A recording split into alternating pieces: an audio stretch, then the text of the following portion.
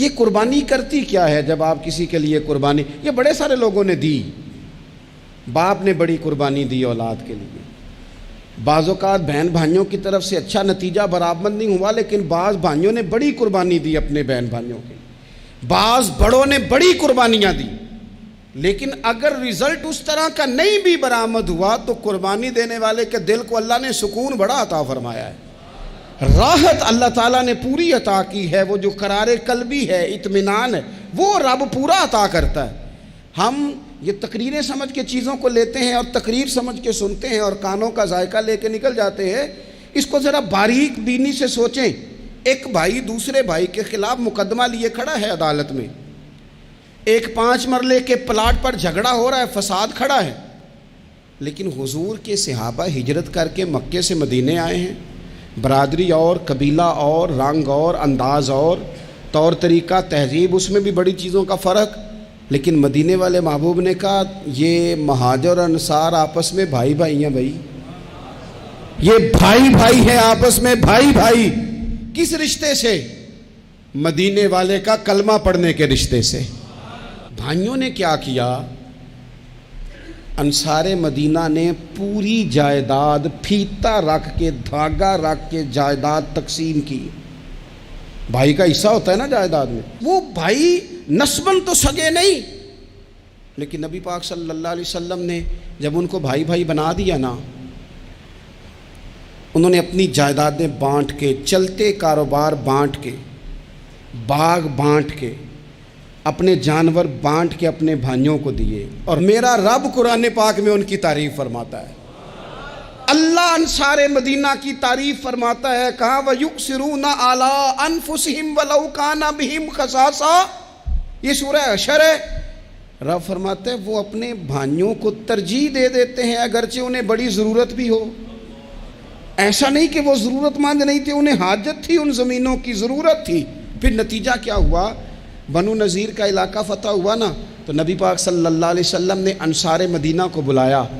حضور نے بلا کے انصار مدینہ آ گئے، حضرت سعد بن عبادہ آ گئے، حضرت اسد بن زرارہ آ گئے، کچھ اور بھی انصار، یہ بڑے سونے لوگ ہیں حضور کے مدینے والے لوگ۔ یہ انصار مدینہ قربان ان رستوں سے جہاں سے یہ گزرا کرتے تھے، انہوں نے سینہ کھول کے میرے محبوب کا استقبال کیا، اور میرے کریم نے بھی فرمایا لوگوں یاد رکھنا، اگر کبھی لوگوں کی 2 قطاریں بن گئی نا، ایک قطار میں دوسرے لوگ چل رہے ہوئے، ایک قطار میں مدینے والے چل رہے ہوئے، فرمایا مجھے تم اس قطار میں پاؤ گے جس میں میرے مدینے شہر کے لوگ جا رہے ہوں گے۔ یہ مدینہ شریف کے لوگ، اتنی وفا اس مٹی میں، اتنا کرم اس مدینہ شریف کی مبارک مٹی میں، یہ ہے ارض جنت، یہ طیبہ کی زمین ہے، کیونکہ جنت بھی یہیں اور مال کے جنت بھی یہی ہے۔ رسول پاک صلی اللہ علیہ وسلم نے انصار کو بلا کے کہا بھائی تم نے اپنے مہاجر بھائیوں کو زمینیں، جائیدادیں، جانور، کاروبار، ہر چیز بانٹ کے دے دی تھی، اب اللہ نے نا وسعت دی ہے، یہ مال آیا ہے، میں نے تمہیں اس لیے بلایا ہے۔ کچھ لوگ دے دیتے ہیں نا، قربان کر دیتے ہیں، شاید دے دیتے ہیں لیکن بھولتے، وہ یاد بھی رکھتے ہیں، یاد بھی، جس کی ہر بات میں پوشیدہ ہو نشتر کی چبھن، ایسے ہر صاحب احسان سے ڈر لگتا ہے، جس کی باتیں پھر پیچھا کرے کہ میں نے دی تھی، دے تو دیا پر نظر نہیں ہٹائی۔ حضور نے فرمایا یہ مال آیا ہے، اللہ نے وسعت کر دی ہے، تم نے بڑی قربانی دی تھی، اب ہم نے یہ ارادہ کیا ہے تمہیں اس لیے صرف انصار کو بلایا۔ فرمایا یہاں تو اس طرح کرتے ہیں کہ جو مال آیا ہے وہ بھی، اور جو تم نے اپنے مہاجر بھائیوں کو دیا تھا وہ بھی، اس کو اکٹھا ملا لیتے ہیں، اور ملا کر کے نا پھر تم سب کے بیچ تقسیم کر دیتے ہیں، یا اس طرح کرتے ہیں کہ جو تم نے مال دیے ہیں وہ مال تمہیں واپس دے دیتے ہیں، اور یہ جو مال آیا ہے یہ ہم مہاجرین میں بانٹ دیتے ہیں، تمہاری کیا رائے ہے؟ انصار مدینہ بولے، ہاتھ باندھ کے،